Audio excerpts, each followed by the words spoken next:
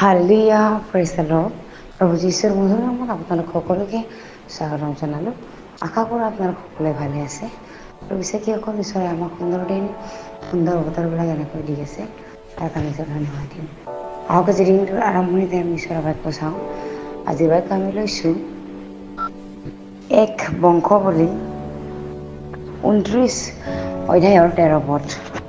সুন্দৰ ঈশ্বৰৰ বাক্যই আমাৰ কাৰণে এনেদৰে কৈছে, এই হেতুকে হে আমাৰ ঈশ্বৰ, আমি তোমাক ধন্যবাদ কৰিছোঁ আৰু তোমাৰ গৌৰৱান নামৰ প্ৰশংসা কৰিছোঁ। Hallelujah praise the lord. যেতিয়া আমি সম্পূৰ্ণ পাঠ যদি আমি পঢ়োঁ, ইয়াতে দাৱীদে যেতিয়া গোটেই সমাজ আগত যিহৰ ধন্যবাদ কৰিছিলে, তেতিয়া লোকসমূহেও ইজৰাইলৰ এইটো ঈশ্বৰ জিহুৱাৰ যুগে যুগে চিৰকাল ধন্য হওক বুলি দাৱীদে ধন্যবাদ কৰি আছিলে সমাজৰ মাজত, আৰু লোকসমূহেও তেওঁৰ লগত ধন্যবাদ দি আছিলে। গোটেই সমাজক ক'বলৈ দিছিলে তেওঁ যে জিহুৱা আমাৰ কাৰণে উদ্ধাৰকৰ্তা হয়, জিহুৱাৰ নাম গৌৰৱ হওক বুলি, প্ৰশংসা হওক বুলি তেওঁ সকলোকে ক'ব দি আছে। সমাজৰ মাজত তেওঁ সাক্ষী হৈ আছে। যিটো দাৱীদৰ শেষ অৱস্থাত তেওঁ যেতিয়া শেষ আজ্ঞা বক্তৃতা তেওঁ দিছিলে, আমি যদি ইয়াৰ 29 অধ্যায়ৰ যদি আমি পঢ়োঁ, ইয়াতে তেওঁ যেতিয়া শেষ আজ্ঞা, তেওঁ বৃদ্ধ হৈ অহা যেতিয়া তেওঁ শেষ আজ্ঞাবিলাক মানুহৰ মাজত তেওঁ যেতিয়া ইজৰাইলৰ যিটো অধ্যক্ষবিলাকৰ, ফৈদবোৰৰ অধ্যক্ষ ৰজাবিলাকৰ আগত তেওঁ ঈশ্বৰৰ নামটো প্ৰশংসা কৰি আছে গোটেই সমাজৰ মাজত। আজি আমিও আমাৰ ৰজা, আমাৰ ঈশ্বৰৰ নামটো গোটেই পৃথিৱীৰ মানুহৰ মাজত আমি ক'ব লাগে। তেওঁ যে উদ্ধাৰকৰ্তা হয়, তেওঁৰ বিনা কোনো নাই।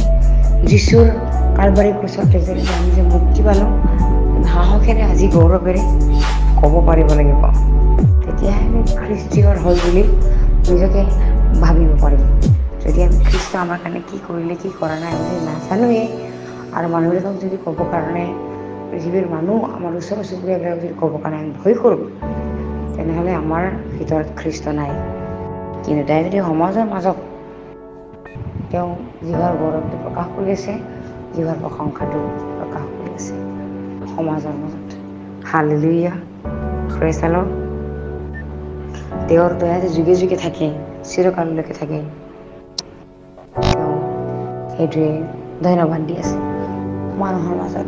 আৰু আমিও যদি তেওঁক ধন্যবাদ দিওঁ, তেতিয়াহ'লে আমাৰ আত্মা প্ৰাণ উশাহ নিশাহ চলি থাকে।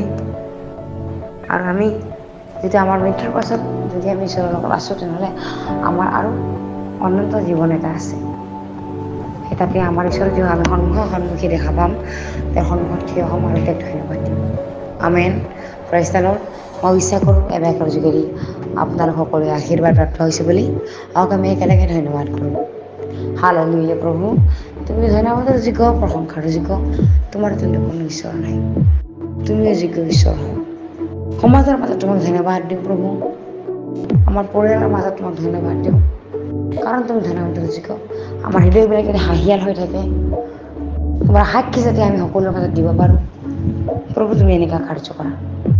কাৰণ তোমাৰ মনোনীত ডাকবিলাকক তুমি কেতিয়াও ত্যাগ নকৰা। তুমি আমাৰ সংগে সংগে যাওঁতে ঈশ্বৰ হয়। প্ৰভু এই সময়ত শুনি থকা কৈ থকা সকলোৰে ওপৰত একে সমানে আশীৰ্বাদ কৰিবা।